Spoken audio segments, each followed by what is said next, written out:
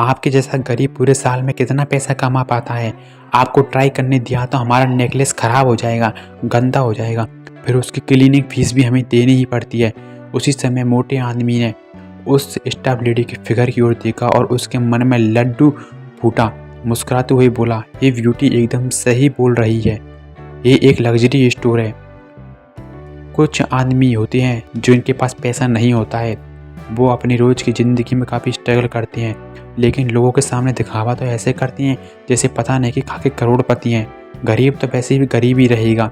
ये मत सोचो कि अगर तुमने अच्छे कपड़े पहने हैं तो तुम्हें इस नेकलेस के हकदार हो। पैसा कमाया जाता है और झूठी शान सिर्फ दिखाई जाती है। उस औरत का इशारा अनिका की तरफ था। ये सुनकर अनिका के एक्सप्रेशन काफ़ी ऑकवर्ड हो गए। हालांकि उसके पास 1.5 करोड़ जितनी सेविंग नहीं थी कि वो इस स्नैक्स को खरीद सके। अनिका ने नक्श से कहा, चलो जल्दी से यहाँ चलते हैं। अनिका ने हल्का सा सर झुकाते हुए कहा।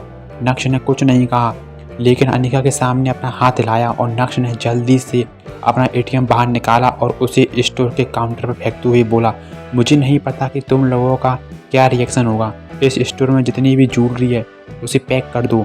मैं अपनी बीवी के लिए यहाँ से सब कुछ खरीदना चाहता हूँ। उस स्टाफ लेडी ने नक्श के ब्लैक कार्ड पर कोई ध्यान नहीं दिया और अपनी ही अकड़ में बोलते हुए बोली, ओह ऐसी बात है तो मैं आपको बता देती हूँ कि 1 घंटे पहले ही हमने हमारे स्टोर का सारा माल चेक किया है।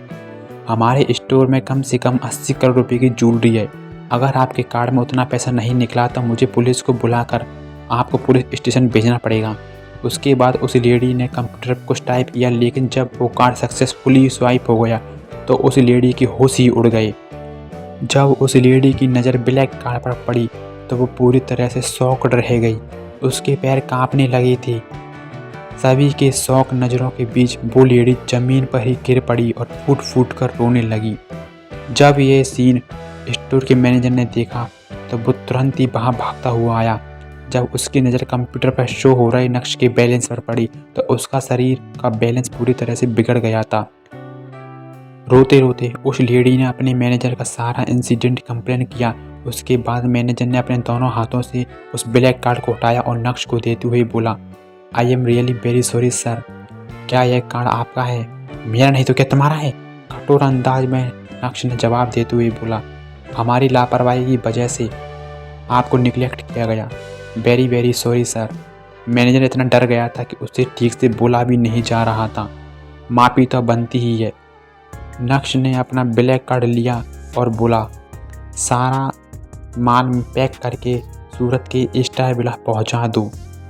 उसके बाद नक्श ने उस मोटे आदमी और उसके साथ आई खूबसूरत औरत को कड़क अंदाज में देखा।